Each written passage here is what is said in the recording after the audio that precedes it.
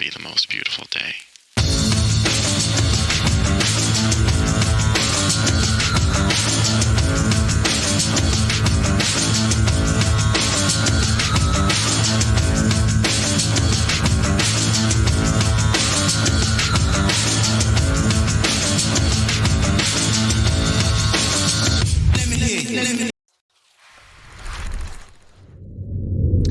Hello, ladies and gentlemen.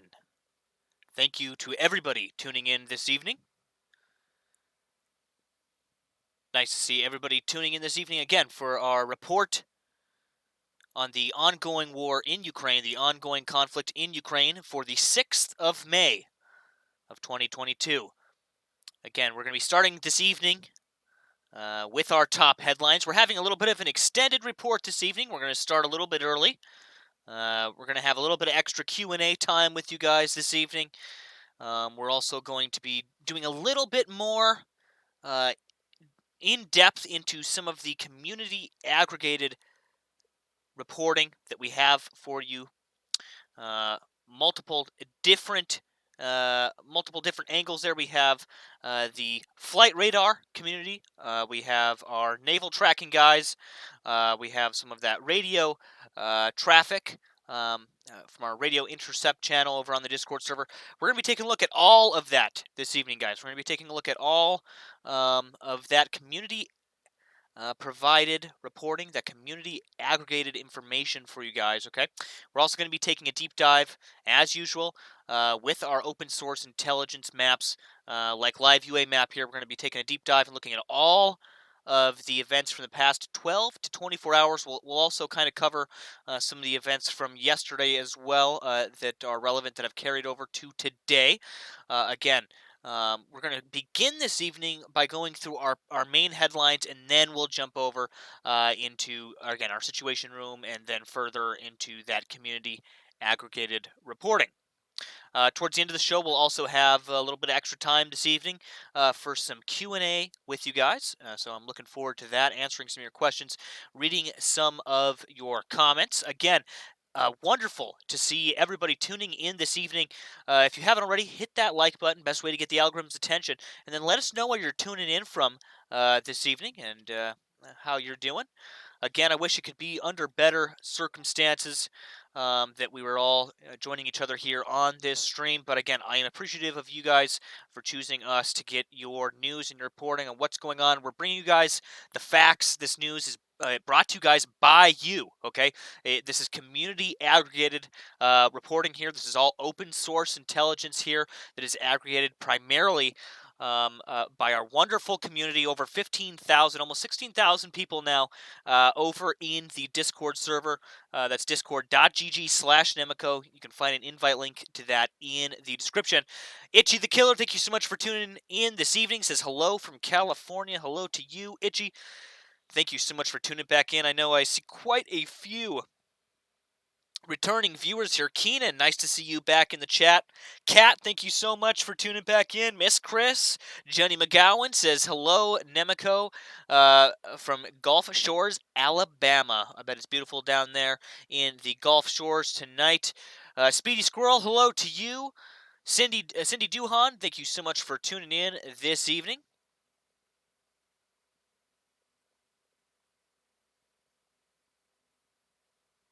Smuggies, thank you so much for tuning in. Roly Pulsey, thank you so much for tuning in. Glad to see you tuning back in as well. All of you returning viewers, again, it absolutely it's absolutely wonderful having you guys tune back in. I'm really grateful, again, for your guys' support and tuning back into the stream each night. Again, you guys, some of those of you that I just mentioned there are some of our locals here. Jack MC, hello from Liverpool, United Kingdom. Hello to you, Jack. Thank you so much for tuning in tonight. Candy, Johnny the Curse says Texas here. Rankin says Britain. Thank you so much, Rankin, for tuning in this evening. Firefly says Maryland. Hello to you, Firefly. Thank you, LaRonda, for subscribing over there on the YouTube channel. Much appreciated. Again, welcome aboard, and thank you for following along with us here on the report. We're about to get into our main headlines here, guys, in just a few moments. Cam955 with an excellent question. Thank you so much, Cam955, for bringing this up. He says, hello, welcome back. Since you don't do your reporting on the weekends, what time do we need to be on the lookout for Putin's announcement on May 9th? Uh, uh, on May 9th time, if he does give an announcement around that time, the parade is for people living on the Eastern time zone. Again, he says, P.S. Sorry for the loaded question. No, that's no problem at all. I'm actually planning on covering that. So I'm planning to be here with you guys on the 9th when that goes down. So some of my some of the mods, some of my fellow Intel enthusiasts here over on the Discord server. We're going to be keeping an eye on, we're all going to be keeping an eye on the announcements for when that speech is going to happen, for when those events are going to go live. And then we will get those on stream for you guys. Again, we do have the 24/7 cam stream up. Again, it's 24/7, 7 days a week. Sometimes we do go down.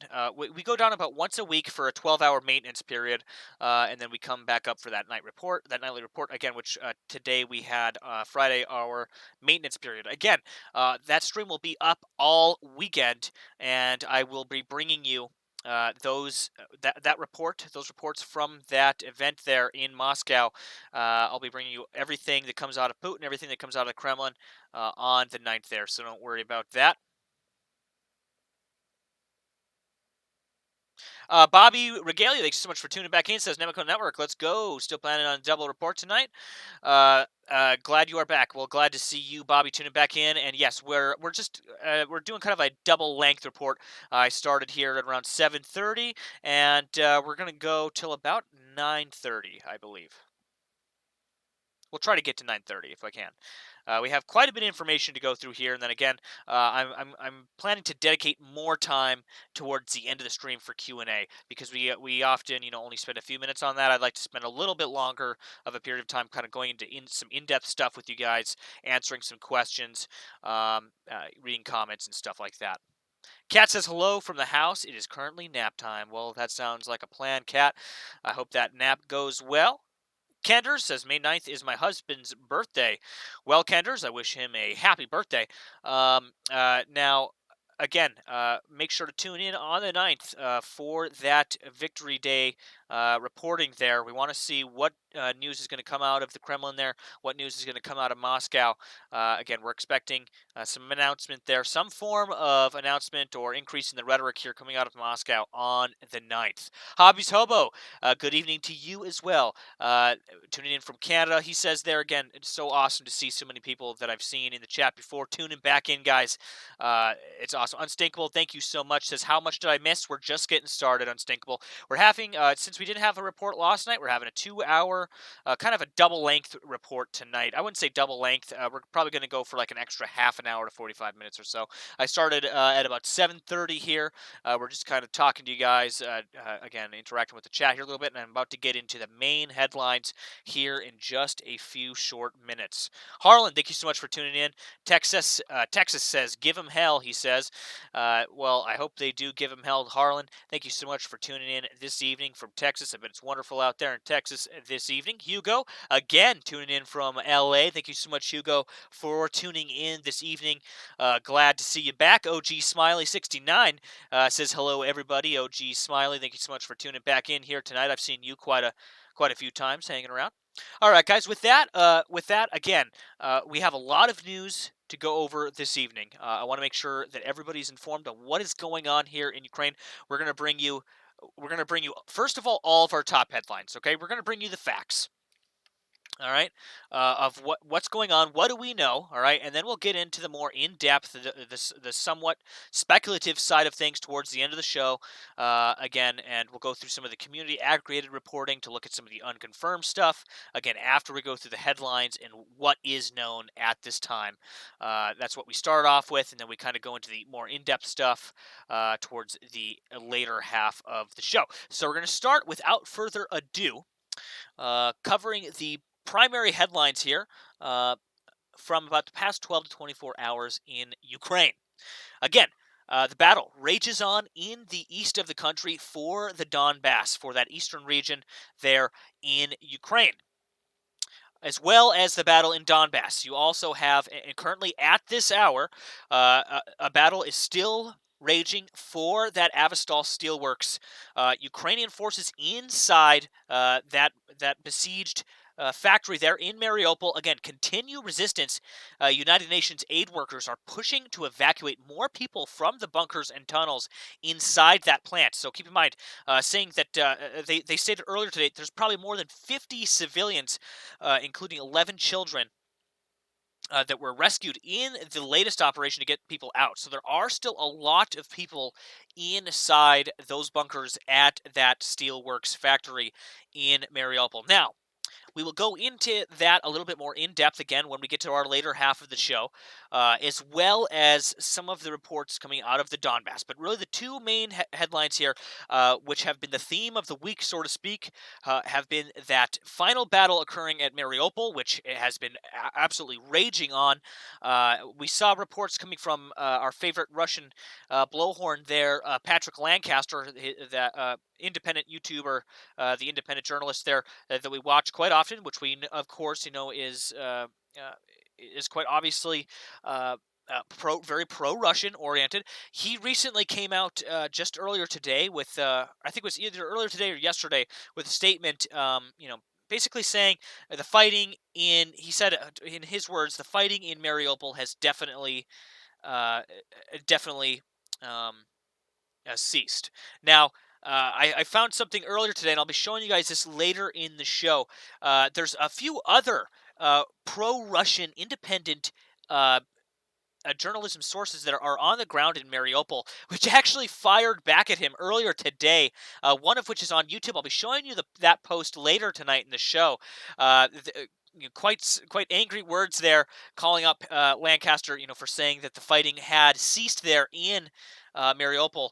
No, that is not true at all. In fact, don't listen to anybody that says that to you, because we have clear evidence, which we'll show you guys tonight, that shows that fighting in Mariupol is still very much going. That final battle, so to speak, over that Azov Steelworks factory is very much continuing at this very hour while I am bringing you guys this very report. Continuing on, the United Nations Security Council issued its first statement on Ukraine since Russia invaded on the 24th of February. Again, the Security Council members, which include Russia, reached an agreement to express, quote, deeper concern regarding the maintenance of peace and security of Ukraine, as well as, quote, strong support for efforts to find a peaceful solution.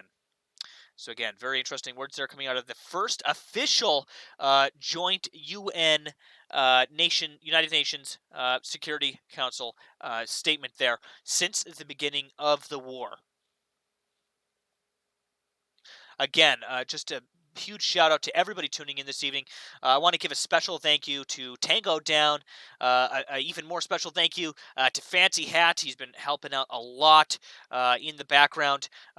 But Tango and Fancy Hat, especially, guys, thank you so much for putting in the work there in the live chats, keeping things civilized, guys. Again, tonight we did see the retirement of Nightbot, our longtime friend in the YouTube live chat. Again, he will be missed. However, I believe specifically Tango and Fancy Hat over there, they have it on lock as of now. Again, to all of my other mods in both the live chats and over on Discord, huge shout out to you guys. Thank you so much for not only tuning in tonight, but for the work that you continue to do. Bobby Regalia says at Nemico Network, Patrick Lancaster is a bum. He's just as bad as the mainstream media with his rehearsed, staged, and pressured interviews.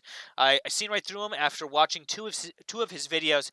Yeah, see, again, and I've said this before on the show, that we don't like to, throw out accusations, and we don't like to jump to any conclusions too quickly. However, some of his content is quite suspect, very obviously pro-Russian in many regards. He is an independent journalist there on the ground, as he makes very clear in every one of his videos. In fact, some of his reporting has become even comical, sometimes mimsical at times. He's very animated, and he really likes to kind of broadcast that narrative out to you guys. That that narrative that at least he is touting. Again, I'm going to talk about this later in the show, how some of those other pro-Russian independent sources on the ground in Mariupol are not looking so kindly on his reporting, even though they are, pro-Russian, and on the Russian side, even some of them aren't very friendly towards his reporting currently. And I found that very interesting, and so I'll show you guys some of that information later tonight on the stream. Again, yeah, just quick shout out there to all the mods, and not just the mods, but everybody that is tuning in this evening, everybody over on the Discord that also is providing to tonight's aggregated community reporting. Again, continuing on tonight with our main headlines here. Global human rights group Amnesty International said it has documented war crimes by Russian troops in Ukraine. In a new report based on extensive on-the-ground investigation, the group cited unlawful attacks and willful extrajudicial killings of civilians in the region northwest of Kiev. Russia has denied all such accusations. Amnesty alleged that the shootings, torture, and other crimes were, quote, part of a pattern for areas controlled by Russian forces. Again, keep your eyes peeled. I think we're in the next, and I've been saying this all week actually, but in the next coming days and weeks, we're going to see a lot of footage start to emerge out of Mariupol. We've seen some proof of what some are calling, what some intel analysts here in the West are calling, a cleanup effort on behalf of Russian forces there in Mariupol. Again, I might touch on this a little bit more in tonight's report later in the later half of the show. However, again, what's clear is that there's a significant civilian casualty and arguably a large amount of war crimes that most likely have taken place inside Mariupol, inside the city of Mariupol and the region surrounding. And again, keep your eyes peeled. We need to, again, keep our ears to the ground, keep our eyes open for this information coming out of Mariupol, for these images that are going to be coming out of Mariupol over the next few days to few weeks here. Okay, as the battle for the Avastal comes to a close, we need to keep our eyes out for images for reporting coming out of Mariupol. We don't want it to get lost. We don't want it to get buried, so to speak. Again, there's what some U.S. intel analysts, some Western intel analysts are calling a cleanup effort, so to speak, by those Russian forces as they try to clean up, kind of hide their tracks, so to speak, after the battle has unfolded here in Mariupol. So again, I think what we saw in Bucha, what we saw in and around Kiev, I think we're going to see, unfortunately, images like that emerge out of Mariupol. Probably far less, though, because again, we won't see a lot of Western journalists allowed into that area for some time. However, we do need to keep mind. We need to be mindful of the fact that some images might be leaked out of that area. Okay, some even pro-Ukrainian forces might get some footage out of that area, and we need to be looking at both sides of what's going on there in Mariupol. Okay, we need to be keeping our eyes peeled, stay vigilant. Again, that battle for that Azov Steelworks, the battle for Mariupol, the end game here, the final hours of that battle are happening right now as we speak, and have been for about a few days now. That final battle has been raging in that port city there. Speaking of ports, blocked ports and transport disruptions have trapped almost 25 million tons of grain exports in Ukraine, according to a UN Food Agency official. This is one of the key reasons behind global food prices hitting an all-time high in March, though new data show they eased slightly in April. Again, I have been talking for many weeks now about this. In fact, we even had an open panel community discussion written by Desmo from our writing team over on the Discord originally about the global food crisis, the global food security issues that again are occurring now directly because of what is happening in Ukraine. We'll have more information on that again as this develops over the coming months. Again, this is going to be a much broader issue that is going to, again, we think, snowball in the coming weeks and months here.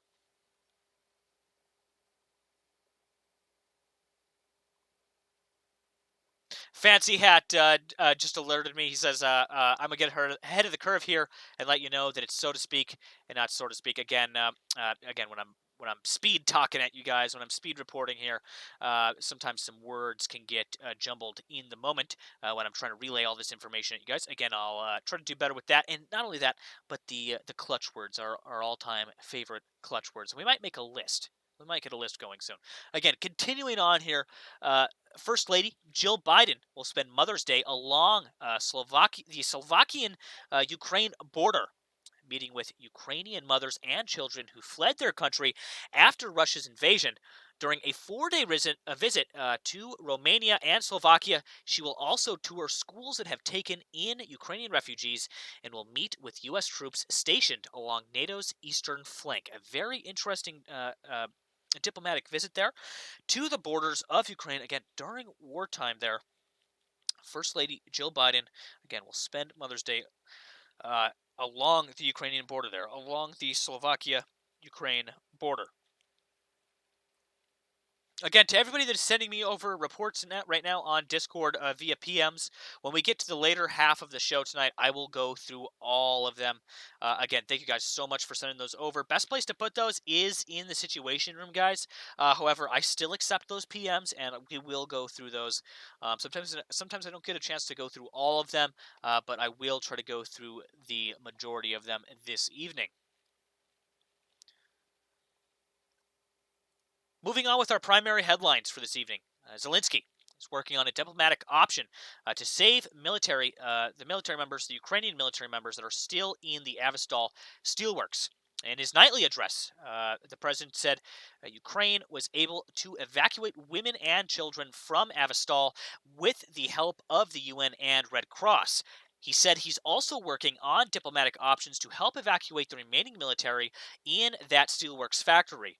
A quote from this report, Zelensky saying, "We continue the evacuation mission from Mariupol, namely from Azov, with the mediation of the UN and the International Committee of the Red Cross. During the day, our team organized rescue operations for more than 40 civilians, all women and children." Again, that statement from Zelensky. Another quote here from Zelensky saying, "We hope that soon they will be able to arrive in a safe area after 2 months of shelling remaining underground in shelters. We are also working on diplomatic options to save our own military who still remain at Azov. Influential mediators are involved, including influential states." Again, that addition there from Zelensky in that address, that was from his nightly address from this evening. Italian authorities seize a super yacht believed to have links to the Russian government. Italian authorities have seized, again, that super yacht believed to have links with certain Russian hierarchy, members of the Russian hierarchy, again, according to a news release issued by the country's financial police today, Friday. Again, and I'm not sure if I'm pronouncing this correctly, the Scheherazade has been under scrutiny since March for possible connections to Russian President Vladimir Putin and some of his hierarchy. The news release stated that investigations highlighted the presence of significant economic and business connections between the owner of the yacht and prominent elements of the Russian government. The owner of the yacht, whose name was not disclosed, has also connections with other Russians, including the EU's list of those sanctioned for actions that compromise or threaten the territorial integrity and sovereignty and independence of Ukraine. Again, it was a mouthful there from that statement from that financial. Investigation there, I believe it was a financial police is how they referred to them there. Let me see here. Financial Security Committee. That's what the Italian Financial Security Committee is where that statement came from earlier today. Biden, again, the U.S. president, has announced additional U.S. security assistance packages for Ukraine. Again, the latest package is for $150 million worth of equipment, so it's a little bit less than what we've seen in some of these recent packages that were up around the $300 million mark. Again, this includes 25,000 155 millimeter artillery rounds, which will surely come in useful for the Ukrainians. Counter artillery radars, which arguably are a game-winning a game-winning what would be the word there? A game-winning uh, piece of equipment there. Those counter artillery radars.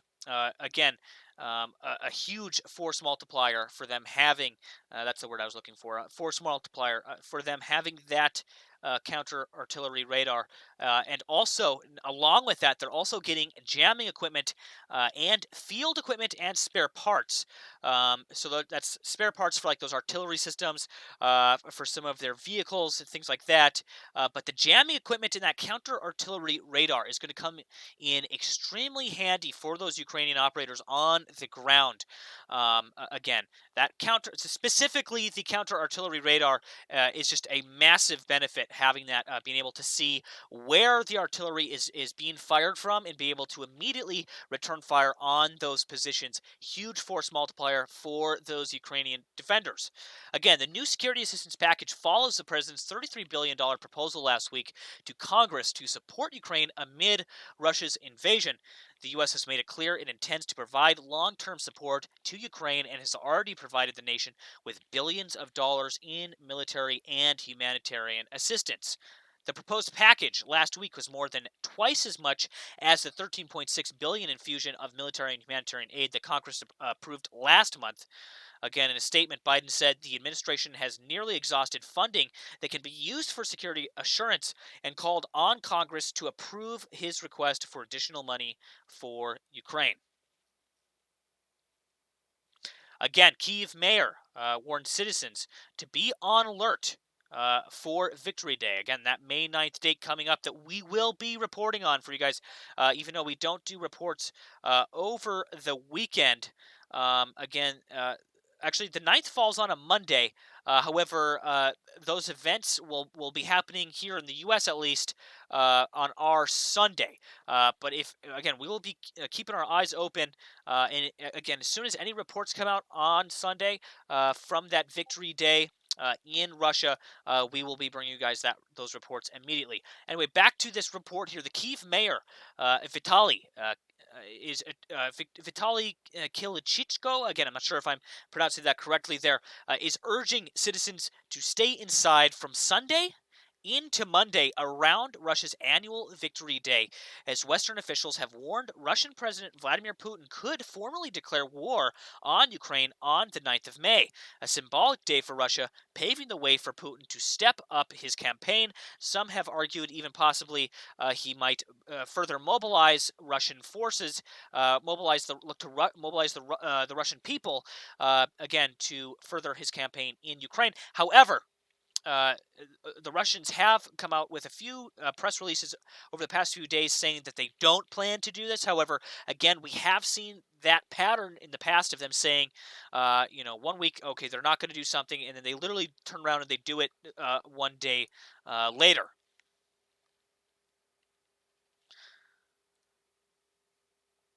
All right, so again, the mayor is not formally imposing a curfew. Just to be specific there, events will not be held during that time, according to posts on his social media. He said there will be enhanced patrolling in the city, so they're basically going onto like a heightened alert level there, and then they're just suggesting that those citizens stay inside again from Sunday through Monday.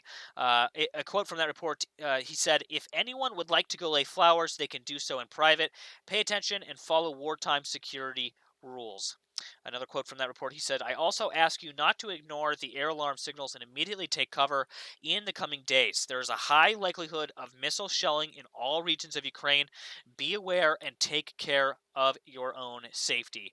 Okay, so again, warnings are coming directly, not only from the mayor of Kiev, but from multiple Ukrainian officials over the recent days here for people, to be careful during that Victory Day in Russia there, that they might look to launch strikes, even maybe on a larger scale than we've seen on that day. Again, as they commence that victory, that World War II victory holiday there in Russia. Ukraine says Russia is desperate to take city in Luhansk to declare a, quote, grand victory. In a report from earlier today, some Ukrainian officials said Russians want to seize the city of Severodonetsk. Quote, this can be sold to the Russian people as a grand victory, a senior official in eastern Ukraine has said. Quote from that report, of course, they want Severodonetsk because it is the city, the regional center. Of course, this can be sold to the people as a grand victory. Serhiy Haidai, head of the Luhansk Regional Military Administration, said on Telegram today. Severodonetsk, which is an important industrial center in eastern Ukraine, has been shelled by Russian forces for weeks and is largely destroyed, but Ukrainian troops remain in and around the city at this time. Again, to everybody that just sent me over PMs here. Okay, actually, Rat Lady sent me over a few ones here. She said, Nemico Network, I have a quarter jar for every time you say lost night. Again, that's one we'll add to the list there. But a useful piece of information here. She says Kiev's mayor's name is pronounced Vitaly Klitschko. Vitaly Klitschko. Again, thank you so much for that, Rat Lady. She says, I also do speech therapy, so don't mind helping out. Thank you so much for that. Again, I absolutely murder some of the pronunciations of some of these beautiful Ukrainian names, so I apologize, and I thank you guys for bearing with me with that. Again, that concludes our primary headlines here for this evening. I do have a few others I'll tack on here really quick. Again, we spoke about the American sanctions, the U.S. sanctions that are, again, ongoing, these new packages they've been rolling out. UK sanctions could, in a report from this evening, UK sanctions could lead to, quote, final destruction of bilateral ties with Russia. Again, that was a warning from a British ambassador to Moscow. That came from the Russian Foreign Ministry. The British ambassador to Moscow, Deborah Bronert, was summoned to the Russian Foreign Ministry on Friday, again, over those latest UK sanctions, including sanctions against all Russian state media television. So you're talking RT, Sputnik. That also includes radio broadcasting companies as well. Again, according to the statement from that Russian Foreign Ministry, a quote from that report saying the ambassador was told about the unacceptability of such destructive actions, the continuation of which will inevitably lead to the final destruction of bilateral ties and damage to the relations between the peoples of Russia and the United Kingdom. So again, a very interesting report there. Again, that concludes our primary headlines tonight. But now we're going to switch into, I think what we're going to do first is we're going to take a look through our situation room. We'll take a look at all of the community aggregated reports from about the past 12 to 24 hours or so. Again, really quickly, thank you to everybody that is tuning in tonight. We're just getting started here. Again, we started at around 7:30 with a little bit of a kind of a interaction with the live chat session there, and then again, I've been for about the past 10 or 15 minutes here, we've been kind of going through the main headlines for the past about 12 to 24 hours, though. But now, again, we're just at 8:07, 3 a.m. Ukraine here, 8:07 on the East Coast here in the United States. We're going to get into our situation room so I can get you guys those community aggregated reports. Again, we're going to go right through about the past 12 to 24 hours here. Then we'll also switch over into we'll switch into our open source reporting after that, and then we'll be having an extended Q&A session towards the end of tonight's show.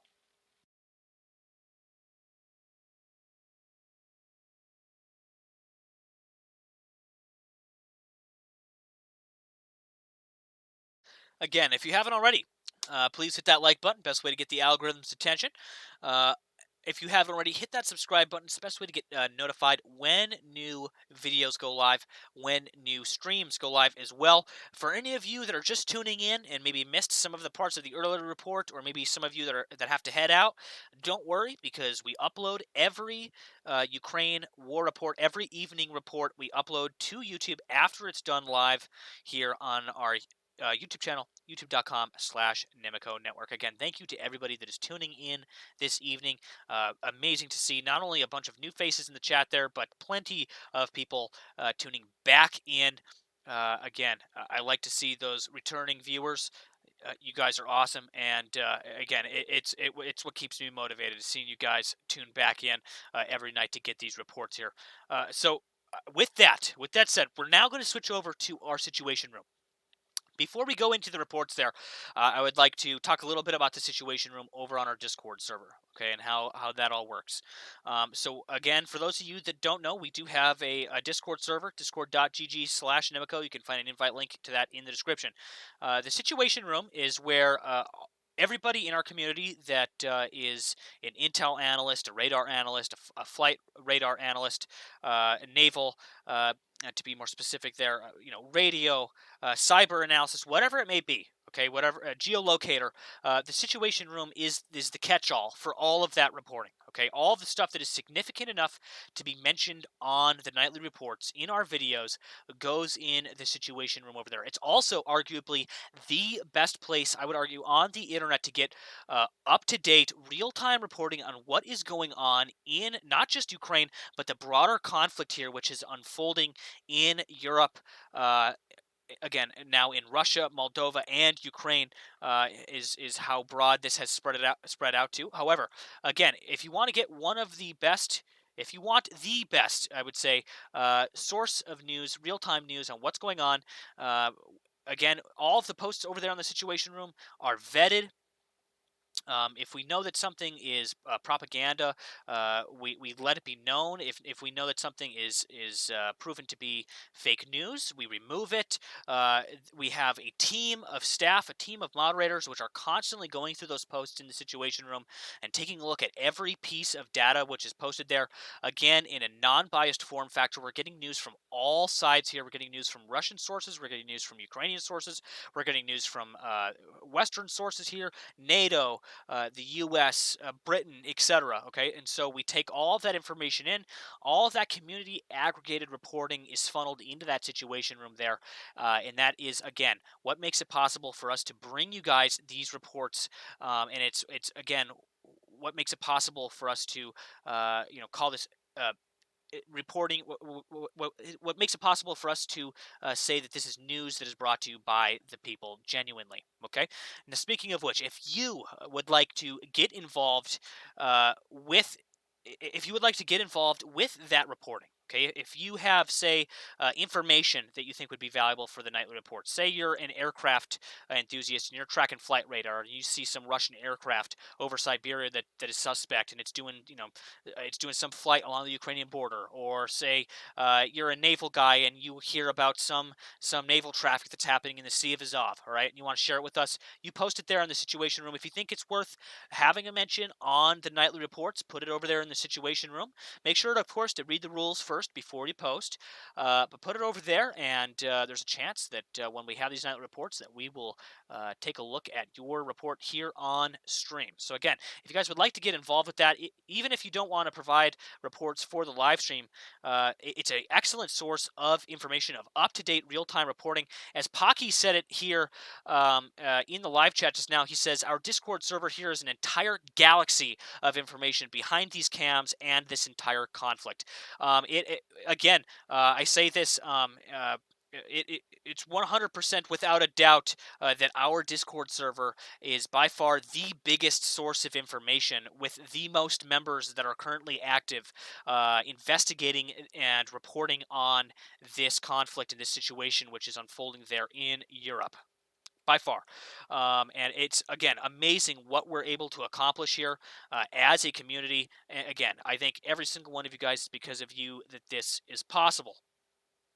Again, speaking a little bit more to the Discord just briefly, besides the Situation Room, we have individual channels and individual niche communities set up now for everything from analyzing aircraft and flight radars, okay, naval craft, tracking Russian naval movements in places like the Black Sea and the Sea of Azov, and on a broader scale, not just in and around Ukraine here. This branches out not just to Ukraine, but we're tracking stuff in and around the Indo-Pacific. We're tracking stuff here in the Atlantic. Again, we're not just focusing on what's going on in the Black Sea, what's going on in Ukraine, but on a much more broader level. Okay, and so we have channels set up for everything, from those flight radar, naval, radio, if that's your thing, cyber analysis, if that's what you're into, geolocating. If you're a linguist, if you're a translator, we have a channel there for running translations on those. Say we have guys over in the radio channels. They intercept a radio communication, but they need it translated. We send it over to our translation channel, and then we get one of our community translators that goes through. They translate it for us, and then we're able to get that information out to you guys. And so again, there's many different facets of that community over there. We will soon be bringing that platform, be bringing that idea to you guys with our new website, which is going to be free and available to everybody and open to the public. It's going to be where we're able to archive and catalog all this information. We've been working on that for a while now. As we know, there's a lot of people that don't like to use Discord. Also, Discord can be a little bit cumbersome with what we're doing when it comes to just the sheer amount of information, the sheer amount of data that we have to go through on an hourly basis here. It'll be much better to have a structured environment, one singular platform where we can do this and where we can all come together to aid in this open source intelligence aggregation. Again, guys, now we're going to be moving to that open source intelligence aggregation here, and I'm going to be bringing you guys the community reports from our situation room on the Discord server. Before we start, big shout out to everybody that provided reports today. Our first report this evening, and I'm going to switch over to our pointer screen here, our big screen here for you guys so you can see everything in detail.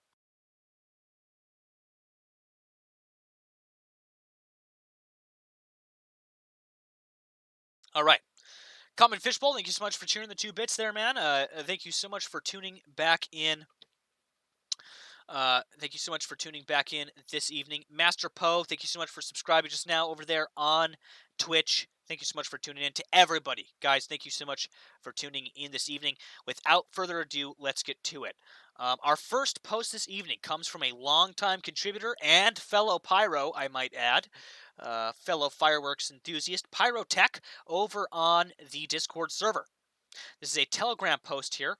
I actually have the translated version here for you guys, thanks to the work of some good translators here. I don't think that was our translators here that did this translation, but again, it's been wonderfully translated here for us to read. Zelensky signed a law on the de-Sovietization of Ukrainian legislation. This was announced by the chairman of the Verkhovna Rada, Russian Stefanchuk. Again, a mouthful there. I'm not sure if I'm pronouncing that correctly. According to the new law, about 1,200 acts of the authorities of the USSR and the Ukrainian SSR were declared invalid. The cabinet of the ministers was instructed to carry out the same at its level in the near future, as well as develop new labor code, housing code, and code for administrative offensives. So again, trying to de-Sovietize, as they call it, aspects of the Ukrainian government. Again, thank you to Pyrotech for contributing that post over on the Situation Room. Our next post here this evening comes from Common Fishbowl over on the Situation Room with a post from Washington Post. I know there was quite a few posts there. Again, I'm getting paywalled here. However, I will read you the headline. It says, wait, hold on. Am I on the wrong one here? It's basically so. Okay, this is an article here on again. Um, uh, it's basically an article here talking about virtual private networks and their kind of role here in the war in Ukraine and Russia. Again, if any of you want to look at these reports along with us, alongside of us here, as I'm bringing them to you on the stream, you can actually read them. You can look at them on the Situation Room on the Discord. Again, I don't have a Washington Post account. However, I might sign up for one in the future so we can not get paywalled here by some of these articles. However, if you have a Washington Post account and you'd like to read this article in depth, you can find it over on the Situation Room. Big shout out to Common Fishbowl for sending that over. Another one here, really quickly, from Common Fishbowl. This is an article from NPR. NPR.org here, saying Russia is wrongfully detaining WNBA star Brittany Griner. Again, we reported on this last week, I believe. An update finally on the situation involving WNBA star Brittany Griner. Since February, she's been in custody in Russia. Authorities say she illegally brought hash oil into the country. But yesterday, the U.S. government said it now considers Griner to be wrongfully detained. NPR sports correspondent Tom Goldman is following this development. Tom, uh, again, this is a this is a word for word.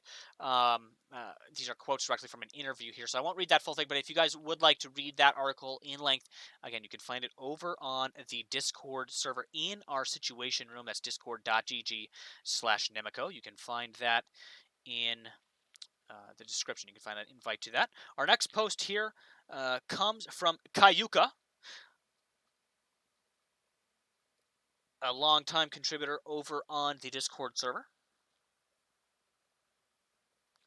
This comes from an unverified Twitter account here saying a major fire broke out in the Russian city of Kursk tonight. It's quite close to the Ukrainian border. Uh, Again, saying what could it be this time? I believe Fancy Hat also sent me over this report earlier. Was it Fancy that sent this to me? Oh, no. Okay, so I have another one here. So another post here. I think this was also sent to me by. I'm trying to find.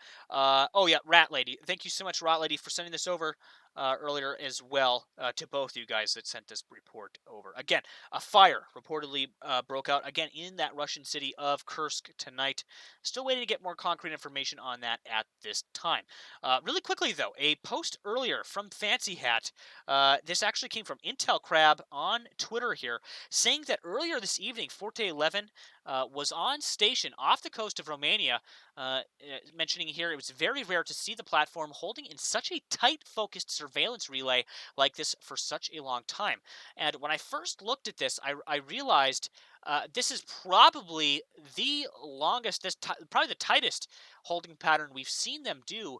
The most, yeah, as he puts it here, the most focused surveillance pattern that we've seen them do here. If you could see the image there, yeah, you can see it's pretty tight there. In fact, we're going to go ahead and we're going to open up flight radar. I'm going to see if Forte 10 is still on station at this hour. It does not look like Forte 10 is on station at this time. However, I'll do a quick search just to make sure. Yeah, so it does look like Forte returned to base, but they were buzzing around right here, I believe, off Romania, very close to Odessa and Sevastopol. I mean, that's the closest we've seen them, I think, to Russian elements since this war has begun. So, very significant report there again on Forte. Forte 11, our favorite unmanned reconnaissance drone. Also in the skies tonight, number one worldwide, RRR 9837, Royal Air Force KC-2 Voyager, which we've seen doing holding laps quite often over the past few weeks in the region. We have a few commercial flights here, quite a few commercial flights. We also have a Dassault Falcon 2000. Why is this? It's a French business jet. Why is this tracked? What is significant? If somebody can send me some context there. Again, not too many in the way of military aircraft that are on the most track tonight. However, I would argue there's probably quite a few that are on station this evening in and around Ukrainian airspace. Yeah, so Forte, those unmanned surveillance drones, we usually see them kind of sticking down here by the commercial traffic, down in the really to the south of the Black Sea. I believe that holding pattern was up here, if I'm not mistaken. Yeah, right off of Constanta, if I'm not pronouncing that correctly, Constanta, which is right here. Not too far from what's going on in this region here. I don't know. Again, heightened alert level. They're keeping an eye on what's going on with that naval hardware, that Russian naval hardware there on the Ukrainian southern coasts.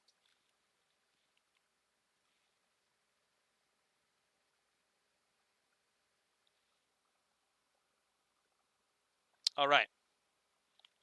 Our next post this evening on the Situation Room comes from Fancy Hat. Again, uh, Berlin is banning Russian symbols like the Russian flag, white ZV/O, as well as the Ukrainian flag, in a post here by Politico. Let's take a look at this. Says here, authorities in Berlin have banned Russian and Ukrainian flags from being flown near the city's memorials this weekend as people commemorate the 77th anniversary of the end of the Second World War. Quote from that report saying, the act of remembering as well as the respect from memorials and monuments must be preserved against the background of Russia's current war of aggression in Ukraine. The Berlin police said in a statement on Friday the war must not be allowed to spill over into conflicts or disputes in Berlin beyond the democratic discourse. Again, if you'd like to read that full article on Politico, you can find a link to that in the Situation Room on the Discord server. Our next post comes from Jack on the Situation Room. This is actually from Covert Shores. Actually, they're verified on Twitter here with an update here saying radar interference observed over the northern Black Sea today possibly originates from the Dzhanykoy air base in north of Crimea. It's a Russian Navy base and is active in the Ukraine war. Again, this comes from open source intelligence sources. Again, we had multiple reports earlier talking about some of the interference here, some of the jamming that was occurring here, radar interference observed over the northern Black Sea. Again, you can see pictures of that here on Naval News, Naval News. You can see satellite data over the, again, I believe that's. Oh, so this is so this right here is a report talking about that then. Uh, Russia. Okay. Russia's latest warships are engaged in tests of a new hypersonic cruise missile. Again, this came from December 2020, so this is an older post here. Again, this is talking about that radar jamming here. It's saying open source intelligence uses publicly available data again to get insight into military capabilities. Again. We are accustomed to using the commercial satellite imagery used by map programs and Google Earth. Again, I'm trying to see here where the main point is here.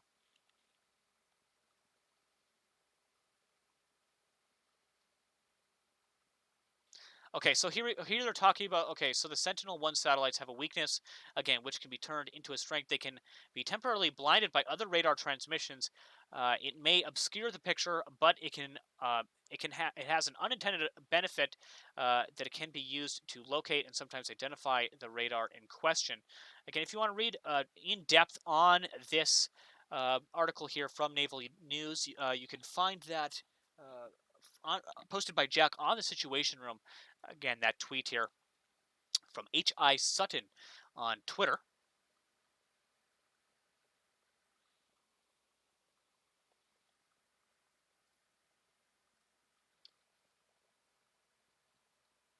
Our next post comes from Fancy Hat here on Ukraine Weapons Tracker. We've been getting reports here from Ukraine Weapons Tracker for some time. They've been a pretty good resource here. It says again, this report from earlier saying Fancy Hat said there was additional footage of the strike from farther away that occurred. Again, this was the Snake Island footage here. A birdie flew past and gave us another angle of the Ukrainian TP2 strike against a Russian Tor-SAM system on Snake Island. Another TP2 was watching no less than 108 kilometers, 67 miles away. Seems the missiles went a little crazy after the strike, so we'll watch that footage here.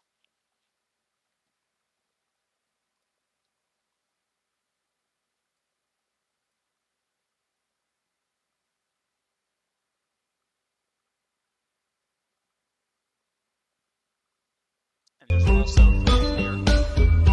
Вони захотіли нас зразу, і ми зачаїли на орків образу. З бандитів російських робить примар.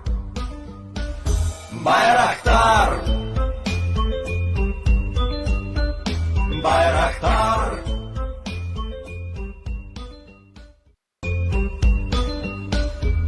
Вони захотіли. So you can see them there destroying that Russian equipment there with that Bayraktar quite successfully. This is another angle then that was published of that strike. that you're seeing there. Very interesting footage.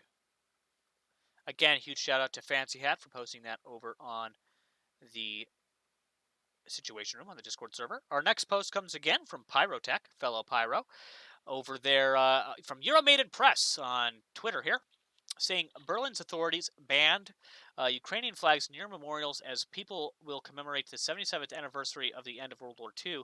Soviet flags, as well as Ukrainian flags or military or Russian or Ukrainian military songs, V and Z symbols will also be banned.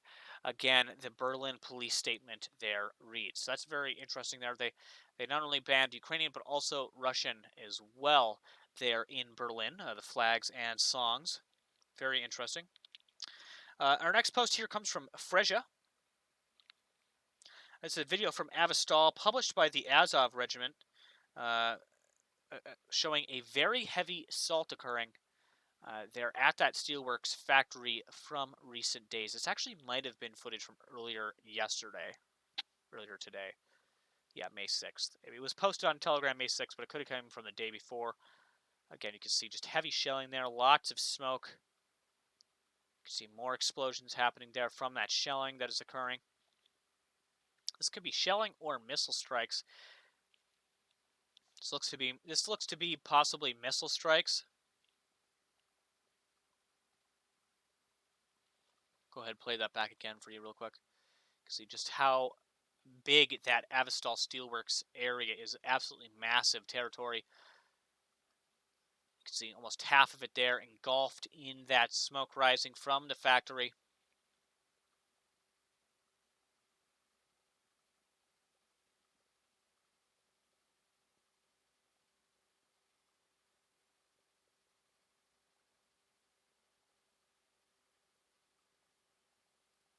Yeah, absolute devastation there at that factory, at that Avastal Steelworks in Mariupol. Next post here coming from Speed Dial. With this comes from Belarusian Hagen Project on Twitter, saying a missile from the Zabruka airfield was launched in the direction of Russia. Today reported that at 12:25, 12:38, missile was launched from the Zaporizhzhia military airfield, Gomel region of Belarus. First, we could determine that the launch was most likely made from an S-400 system. So that's interesting there. A launch reportedly coming from Belarusian territory, going in to Russian territory. So that's a very interesting report there. Again, some other reporting here, some other reports here saying earlier we published evidence that at least 8 units of these anti-aircraft missile systems are based at that airfield. Again, very interesting information here. Again, we'll have to wait to get more concrete information on this report here. Again, this comes from Belarusian Hagen Project, unverified on Twitter. So I would say to take this with a grain of salt at this time. However, we'll keep an eye on this situation, and if we find any other information on those events there, we will bring you guys those reports.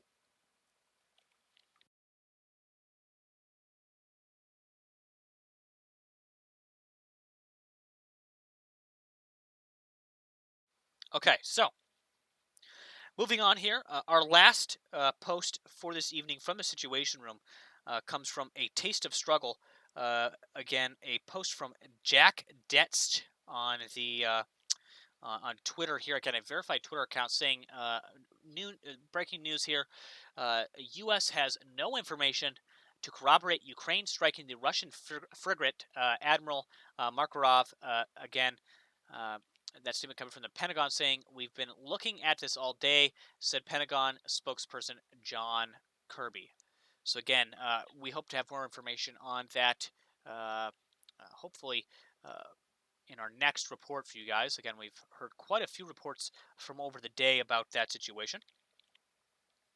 What we're going to do now is I'm going to go through some of the reports that you guys PM'd me over, and we'll talk a little bit about that stuff as well.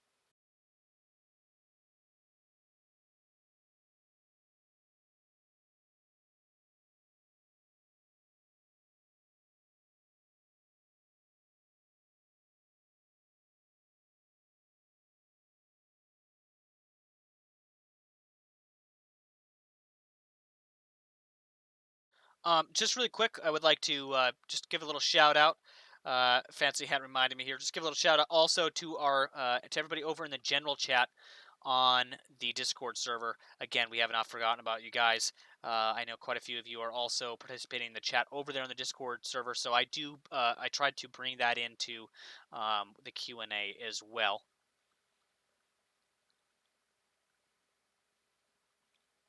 Pyrotech saying, go to my post from last night, the one with Gina Jolie. I'll show that here in a second. Again, I'm going to go through all the posts that everybody has PM'd me separately here.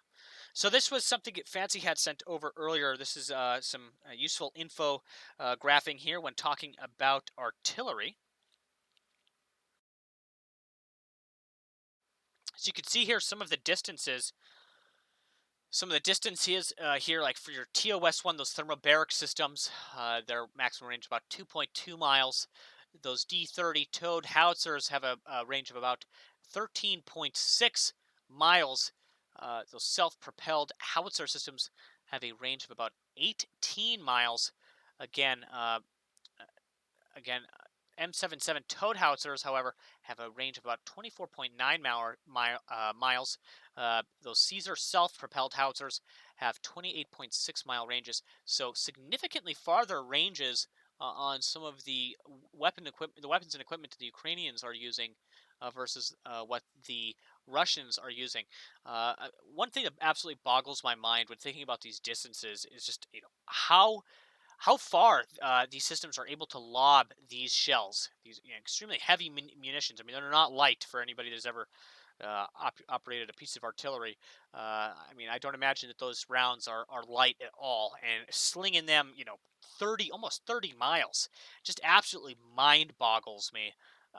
Absolutely mind boggling to me that they're able to pull that off and to get such accurate placement of fire. Again, thank you to Fancy Hat for sending this over earlier.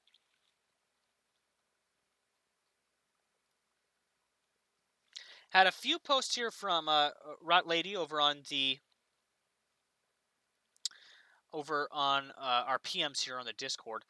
I'll read this one here again from Live UA Map. I believe this was from earlier. This is from the 5th of May here. Lukashenko in Associated Press interview doubts that Russian operation is going according to plan. So a very interesting statement there from Lukashenko. Unstinkable sent this over earlier. This was footage of a shell knocking out the electricity. I'm pretty sure this is from the steel plant here, guys.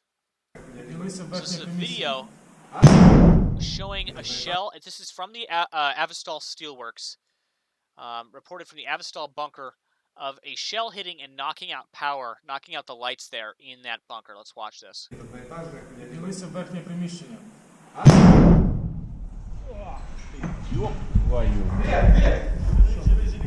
Ты уверен, что стоит?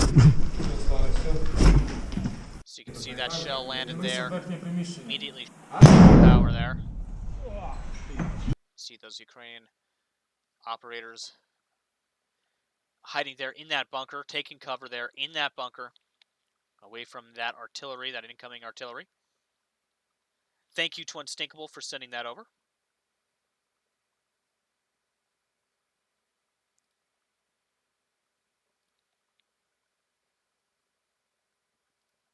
Trying to find the one that Pyrotech had sent over.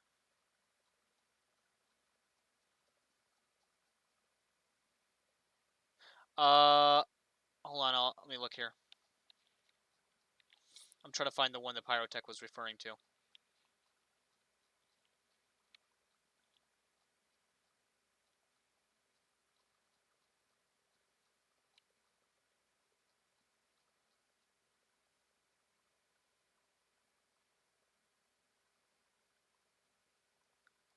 Was it this one here, Pyrotech?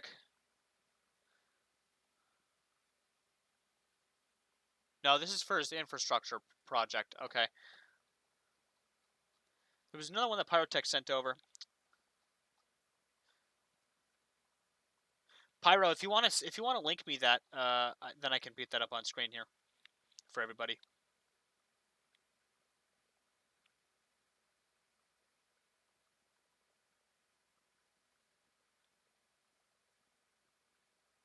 Again, quick shout out to just everybody that's tuning in this evening. Thank you guys so much for stopping by the live stream tonight, for tuning in, as I always say. Again, we just went through our situation room and looked at some of our community aggregated reports. We also kind of took a look at a little bit of what's been going on in the flight radar space. Quite a few reports from some of our users from today from our flight radar channel.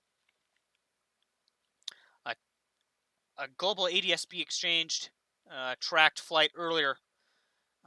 Takamo. Utter 31 has been up over the northeast most of the day.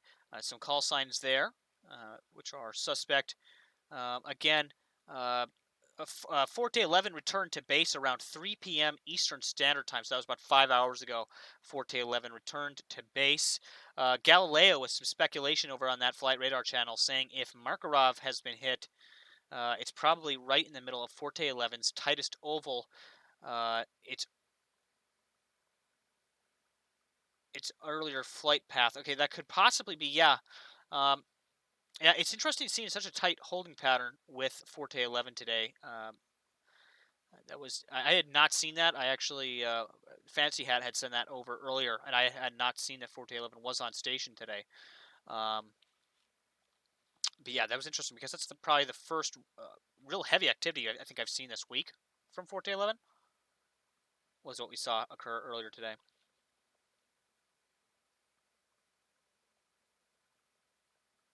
Yeah, a lot of stuff to go through from our flight radar guys over in the flight radar channel on the Discord server.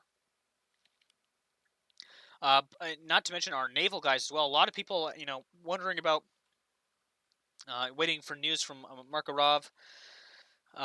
Again, that's kind of the big story here. Again, the vessel, the Admiral Markarov, again, was reportedly struck. In fact, I can bring you up a report here.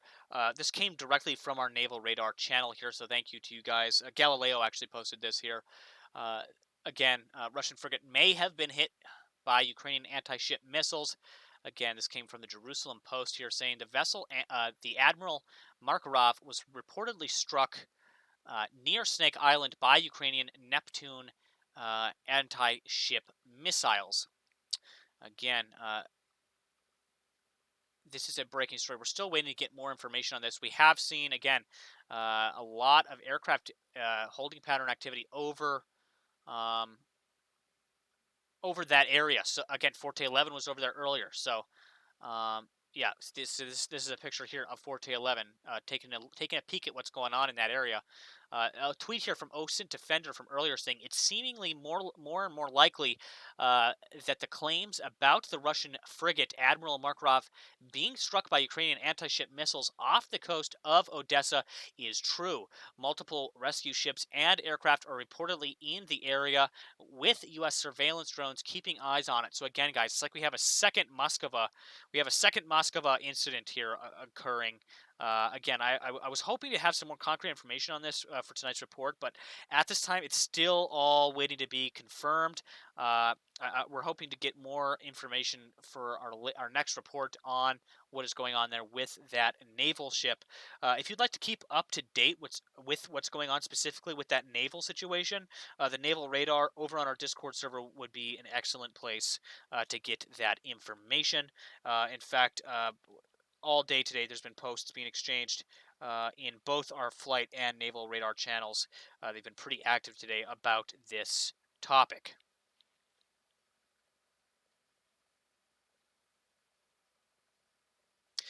So, with that, I believe that concludes our community aggregated reports here. Again, as we come past our 1 hour mark here, we're going to switch over to our live UA map here. I'm going to go through the past about 12 hours here of reporting from our open source map here on liveuamap.com.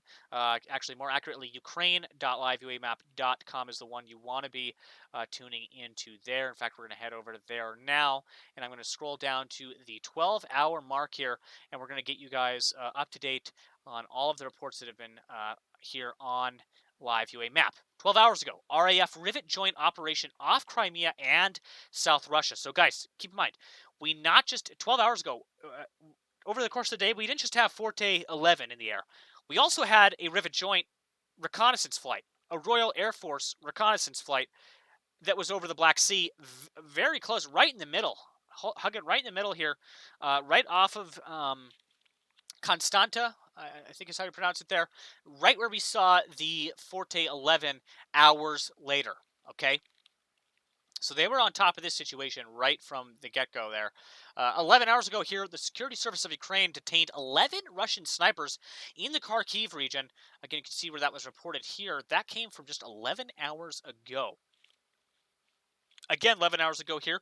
1 killed, unfortunately, and 6 wounded as a result of Russian ATGM strike at an evacuation vehicle at Avastal. Again, proof here that they are looking to possibly strike some of these evacuation corridors as people are trying to leave that area, as people are trying to leave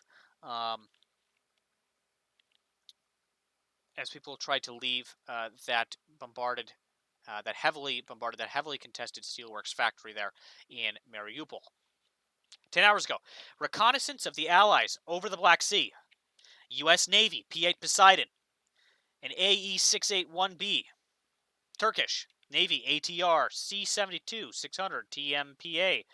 Got a Marty 07, that's their call sign there. RAF, so that's Royal Air Force RC-135 Rivet, that's the one I was talking about. And the U.S. Air Force Unmanned RQ-4 Global Hawk, our buddy Forte 11, which we have been reporting on for many times now. So this was the significance, guys, here. I just want to drive this home to everybody today. This was the significance here in the Black Sea of that reconnaissance operation today by the Allies as that vessel was struck there. Again, when that Russian naval hardware gets hit, you never know. Does Russia have nuclear weapons on board? Okay, are those nuclear weapons, is nuclear fuel involved? Has something been hit? You know what I mean? Is on fire? Is there chemicals on board? It's a very there's so many different variables there that they need to keep an eye on. And so again, when we see these larger Russian vessels struck, like this, again, it warrants this massive reconnaissance response here, and that's what we're seeing. Again, Turkish, United States, Royal Air Force, and a no call sign as well. That was the P-8 Poseidon, I believe, if I'm not mistaken. So again, huge presence today over the Black Sea, along Ukraine here by those reconnaissance aircraft. Very interesting.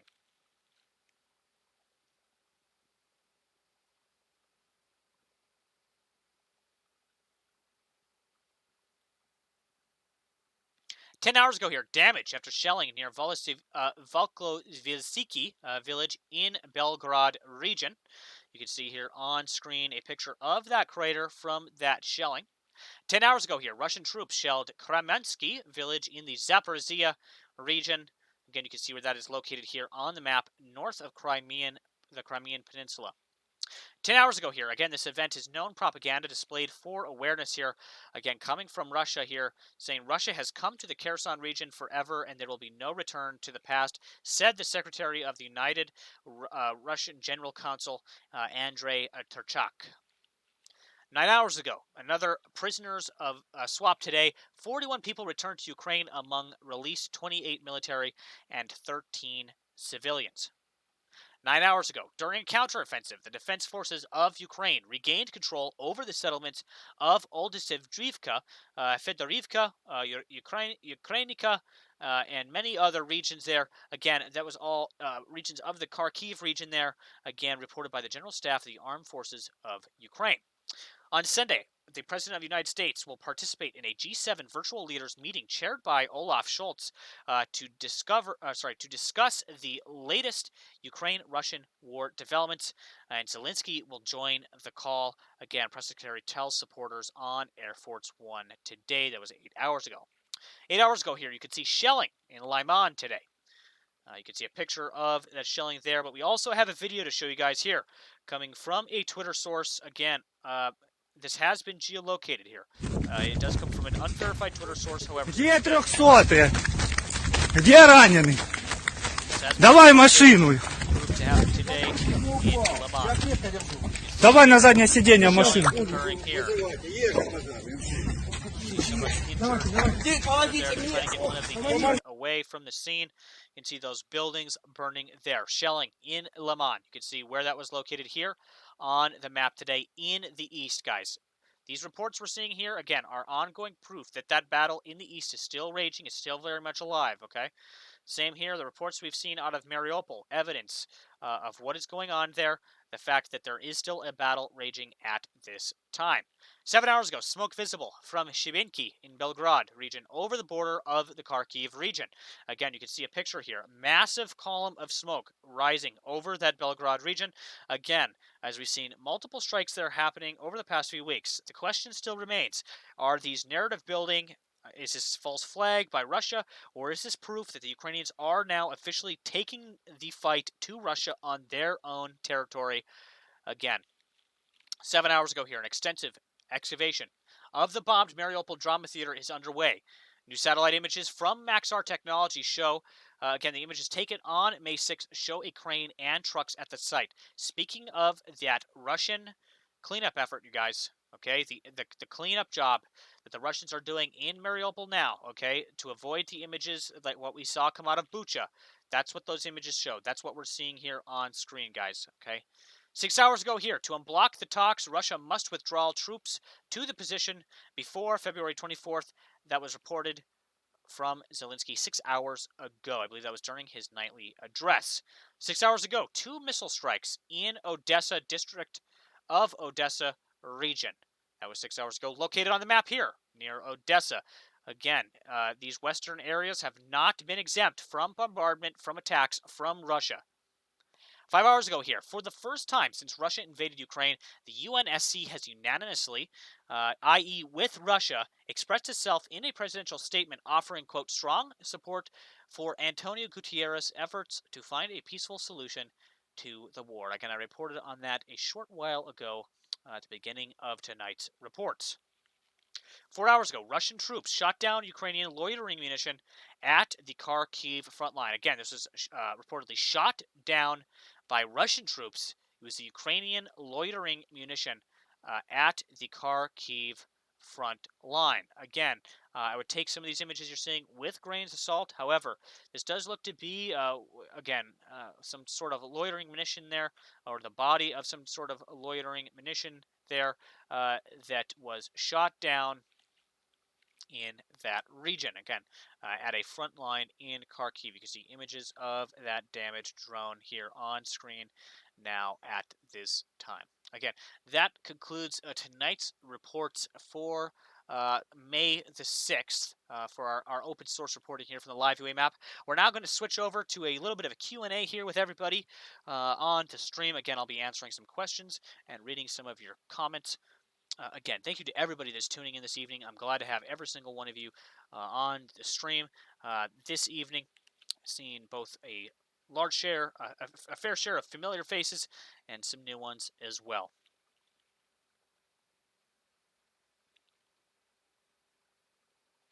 Kim Buckles says, Australian news report showed pictures of burning ship very distant, but definitely burning. Whether it's the Moskva or another ship is unclear. Yeah, we've seen quite a few different videos and reports floating around of that burning ship this evening. However, we're still waiting to get more concrete information for you guys on that Russian ship that has been hit. Again, kind of a repeat of the Moskva incident all over again, I believe is what we're seeing here occur.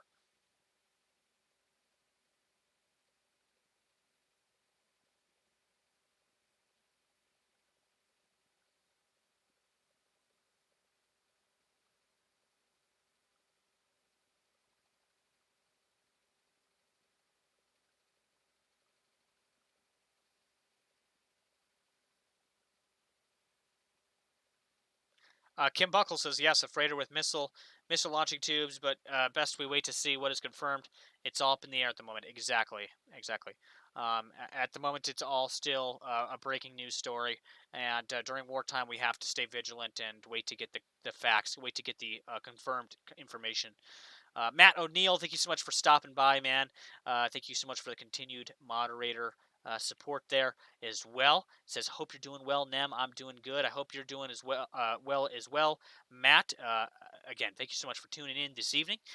777 Militia said, did you know the Nemico Network translators helped me, the Kifnis is his name, I think, there, make his Ukrainian Army folk song featuring. Wait.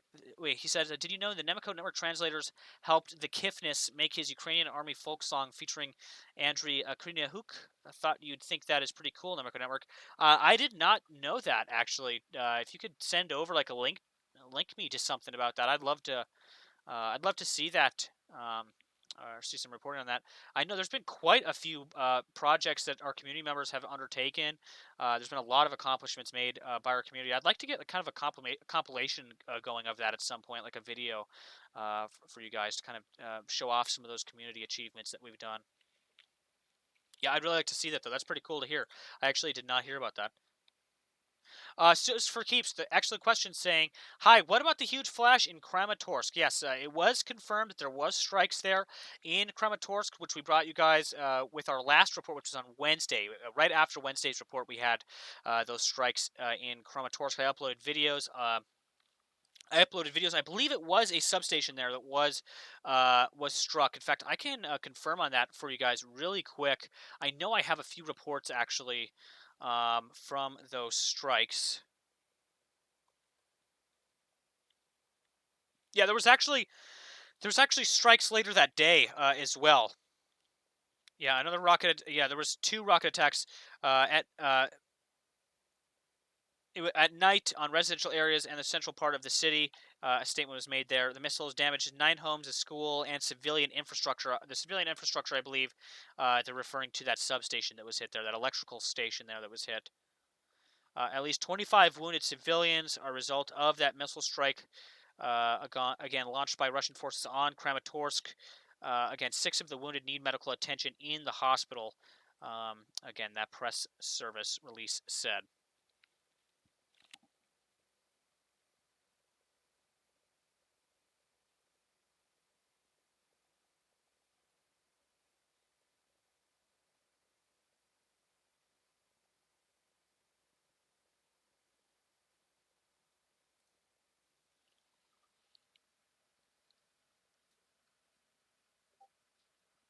Duopie says, "Isn't that a Switchblade drone or something?" I'm not sure if that what we saw on screen a few minutes ago was the Switchblade drone.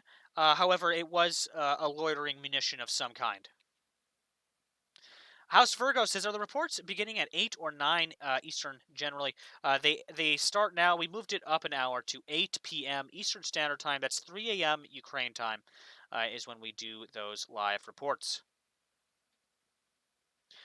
Michelle Welch says, hi, Nemico. Did anybody find out what was hit on Cam 2 Thursday? Yeah, I just actually spoke about that a few moments ago.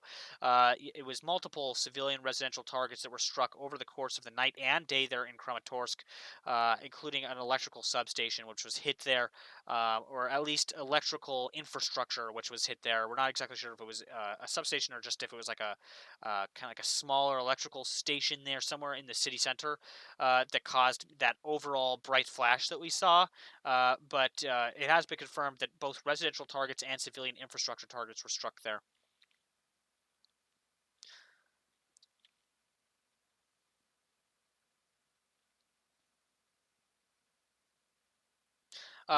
Retro Ace, thank you so much for following tonight. Glad to have you tuning in to the stream.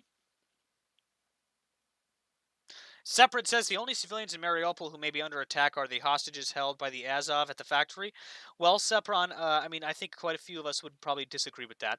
However, at this time, I can tell you what the facts are. The facts are is A, we have civilians not just in the factory complex, not in just Avastal, but there are civilians that are still in the city of Mariupol without water, without power, some without food, without medical attention in some cases as well as the civilians that are stranded in that steelworks factory alongside those Azov fighters. Are they hostages? No. Yeah, I would definitely I would definitely say that they're probably not hostages. Again, that is mostly propaganda. We do know, however, that a lot of the people in the factory were friends and family of those Azov fighters, which put them at a greater security risk, and that's why they were alongside those fighters towards the evacuation there to that steelworks to take refuge. Now, again, the battle there for the Steelworks is continuing as we bring you this report. As I speak to you at this very moment, that battle rages on for that Steelworks. As I speak to you right now, there are still civilians in that factory. So that is known.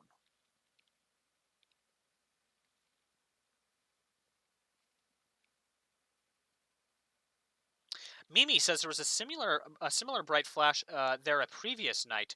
That's interesting. It might have been possibly more strikes that occurred there on that cam in Kramatorsk.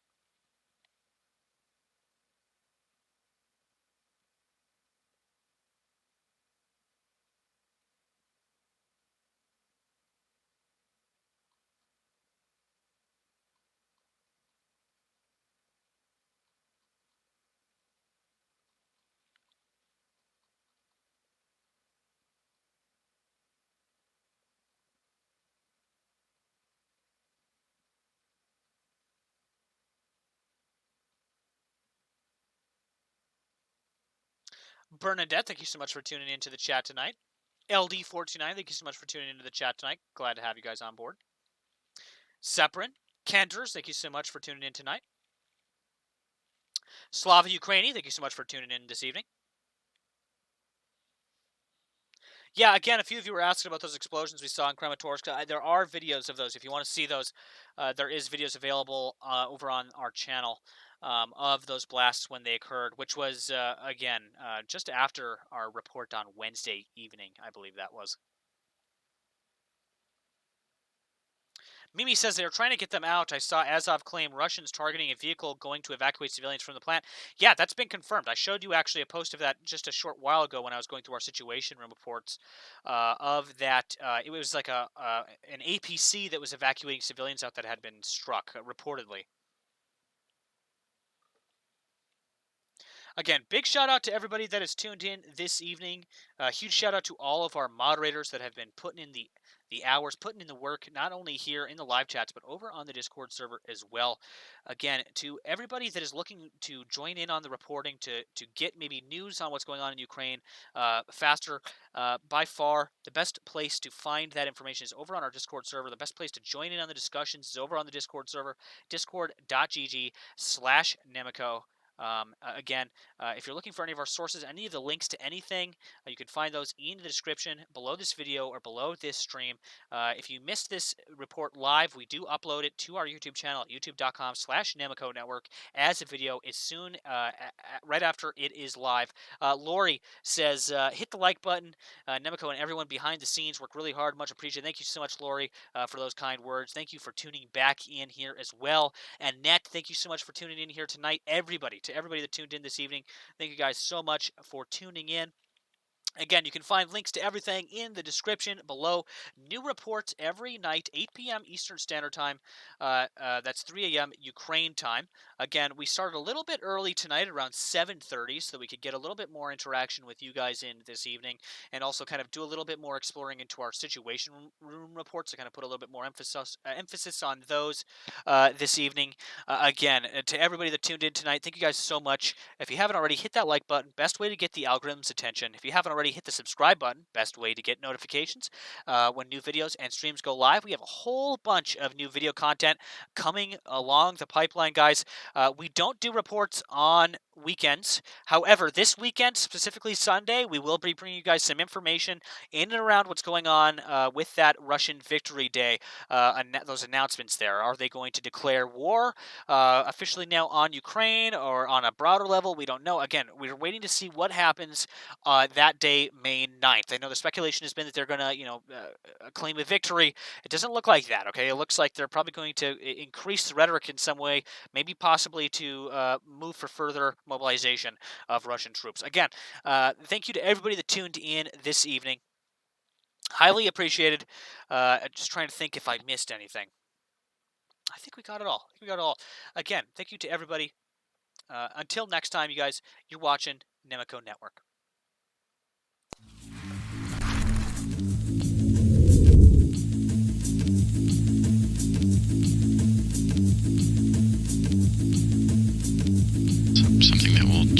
our daily lives.